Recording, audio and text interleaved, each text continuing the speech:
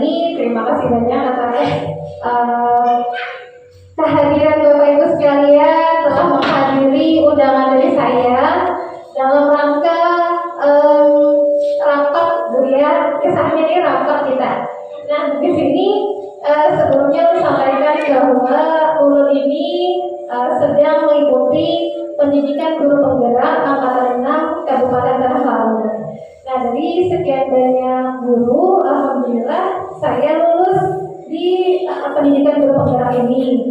Nah dalam pengerjaan tugasnya tentu saja tidak luput dari bantuan anak-anak perhatian. Nah di sini saya sampaikan terima kasih banyak juga untuk anak-anak ibu sudah membantu ibu sampai di tahap ini, sampai tugas akhir ini. Nah untuk tugas akhir ibu ini jadi tugasnya itu tentang pemimpin dalam pengelolaan sumber daya, yang mana pada kesempatan ini kita akan berdiskusi, kita akan saling melakukan pemetaan atau identifikasi semua aset yang dimiliki di daerah di lingkungan sekolah. Nah, untuk identifikasi aset itu ada 7.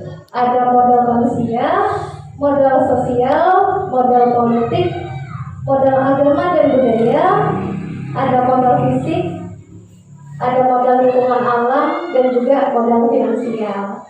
Nah, kita bahas satu-satu ya Bapak Ibu. Di sini saya akan menyampaikan modal apa aja sih yang ada di lingkungan sekolahan kita. Nah, setelah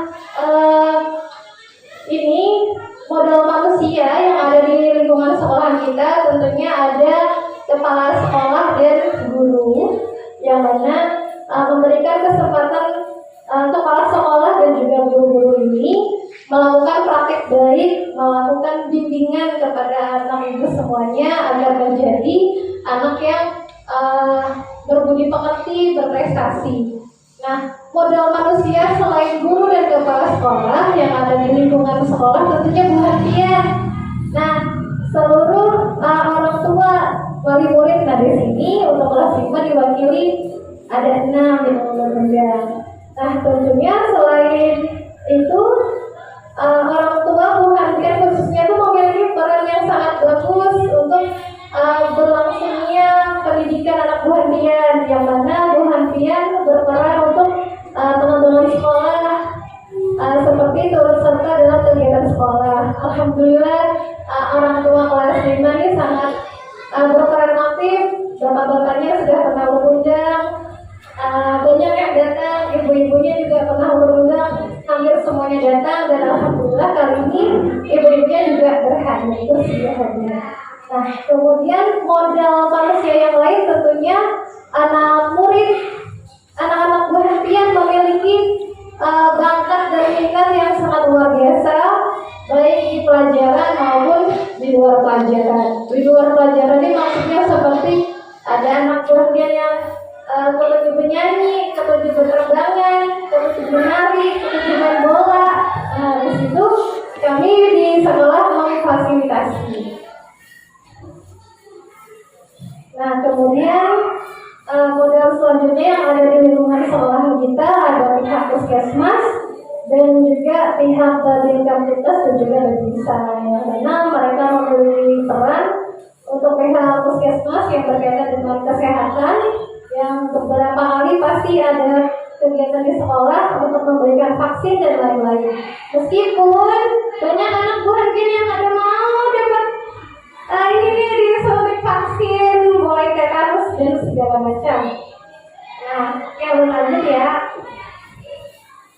Nah, kalau modal sosial ini, ada paguyuban sekolah, ada perkumpulan buhan orang tua murid nih, yang tentunya memberikan saran, masukan. Kadang ada juga yang ngasih saran, sebaiknya anak ini kan nggak bisa dipungkiri Bu ya, Bapak Ibu, di kelas saya khususnya ini terjadi adalah kenakalan murid. Nah, ada orang tua murid yang memberikan saran, aduh Blay, anaknya ini harus ini.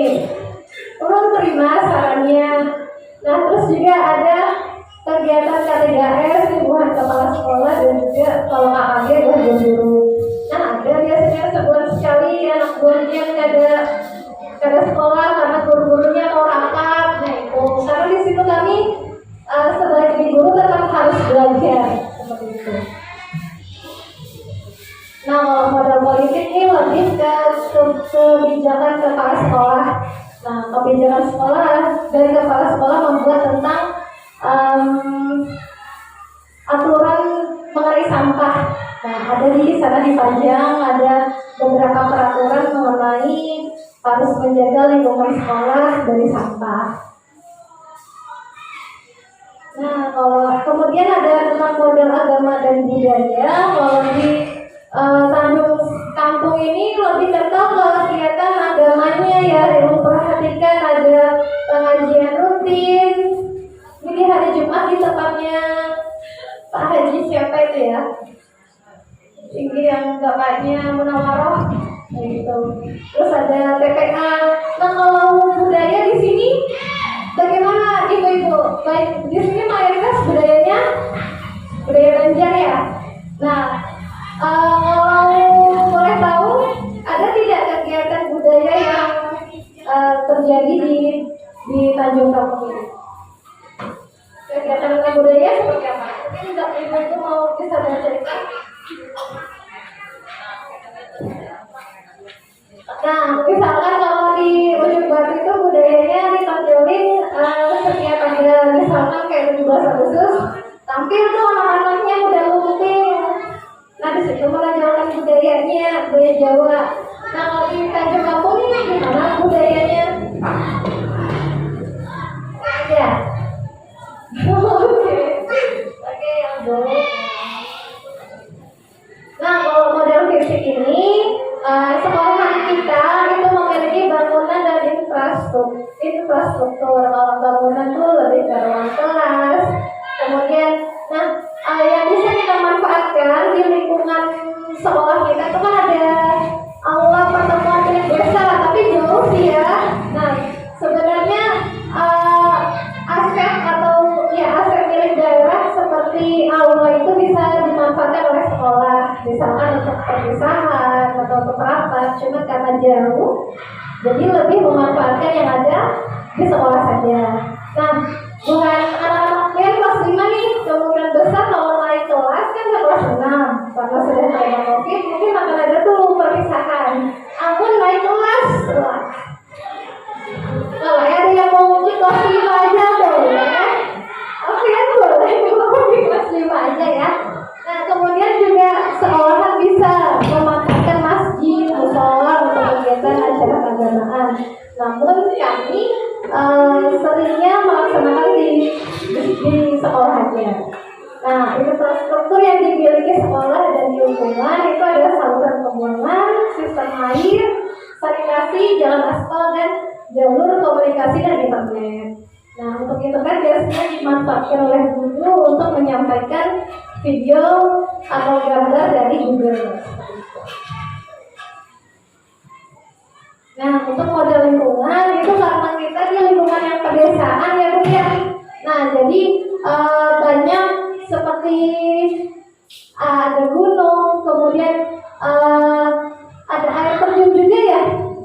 Nah, itu bisa dimanfaatkan untuk anak didik belajar tentang lingkungan alam. Kemudian warga desa kita tuh banyak yang bekerja sebagai buruh, petani, ada juga katanya peternak sapi. Nah, bisa dimanfaatkan untuk anak-anak belajar jenis-jenis pekerjaan.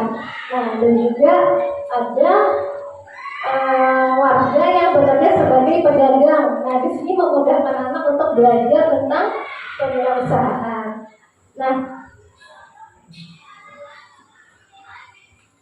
Nah, kemudian ibu-ibu saya sampaikan beberapa waktu yang lalu buahan anaknya kami minta membawa pohon pisang adalah nah itu atas kontribusi orang tua membawakan tunas pisang. Kami manfaatkan ada tanah yang sisa, kami manfaatkan untuk menanam pisang. Nah, tentunya di sini dengan lingkungan tanah Untuk berkebun kami manfaatkan bersama Bapak Musa, Bapak Hairil, menyiapkan lubang tanah, kemudian anak juga di situ belajar bagaimana menanam pisang, manfaatnya pisang juga disampaikan. Nah, ada air terjun Bajuin. Ibu-ibu ada pernah bawa anaknya? Belum ya? Nah, boleh tuh ibu-ibu dibawa anaknya untuk refreshing ya. Habis itu anak-anaknya juga harus belajar tentang wisata alam yang dapat dimanfaatkan. Juga sungai, tentang ekosistem sungai dan juga warung-warung nih. Nah, lingkungan yang ada warung itu memberikan kesempatan kepada anak didik untuk belajar tentang kewirausahaan. Nah, kemudian kalau tentang modal finansial, ini ada dana BOS, itu dapat dimanfaatkan untuk pemeliharaan sarana dan prasarana ke sekolah untuk menunjang kegiatan belajar mengajar di sekolah. Ya, ini tadi Bu ya, kami ada menanam pisang, kegiatan menanam pisang, yang mana di situ memberikan anak-anak dipelajari kayak apa sih cara nanam pisang, kemudian tugas pisang yang bagus yang seperti apa gitu juga dipelajari. Nah, yang mana kami sampaikan juga nanti kalau pisangnya sudah berbuah akan bisa tentunya dimanfaatkan untuk yang dijual, bisa daunnya, bisa buahnya, jantung pisang juga bisa dijual. Silakan ibu. Nah, ibu-ibu yang akan saya sampaikan tentang ini nih, pemanfaatan barang bekas lebih ke sampah plastik menjadi barang yang bermanfaat. Nah, di sini sebelumnya saya sudah melakukan kegiatan bersama anak-anak IAN, itu memanfaatkan sampah plastik seperti tutup botol menjadi benda yang bermanfaat. Bisa tadi sudah ya ibu-ibu tengok hasil karya anaknya. Nah, juga nih saya punya program membuat ekobrik namanya. Ekobrik itu pengolahan sampah sisa jajanan seperti ini. Kemudian sampahnya itu dipadatkan Bu. Jadi nanti ini akan dikumpulkan, direkatkan dengan lem, nanti bisa dijadikan sebagai tempat duduk. Nah, mungkin anak-anak ibu kan saat bergerak mencari sampah, mungkin ibu-ibu pernah kan bertanya-tanya, disuruh Bu Tipi mana yang mencari sampah, nanti nggak ada yang bercerita. Nah, terus juga kemarin ada yang bawa pulang. Nah, ini memang ini adalah salah satu upaya untuk sampah yang ada di lingkungan kita. Nah, sampah plastik ini kan susah sekali ibu-ibu ya diuraikan oleh tanah, bahkan bisa berpuluhan juta tahun baru bisa plastik itu bisa lebur gitu. Nah, sedangkan plastik sendiri itu kurang bagus kan untuk ekosistem tanah. Nah, makanya bagaimana upaya kita untuk menjaga kebersihan lingkungan dari sampah-sampah ini. Nah, anak-anak kemudian saya minta mengumpulkan plastik untuk menjadi ekobrik. Ini namanya ekobrik Bu. Namanya keren sih, padahal ya sampah aja sih dimasukkan dalam botol gitu kan, cuma nama kerennya ekobrik. Nah, ini nanti rencananya mau dijadikan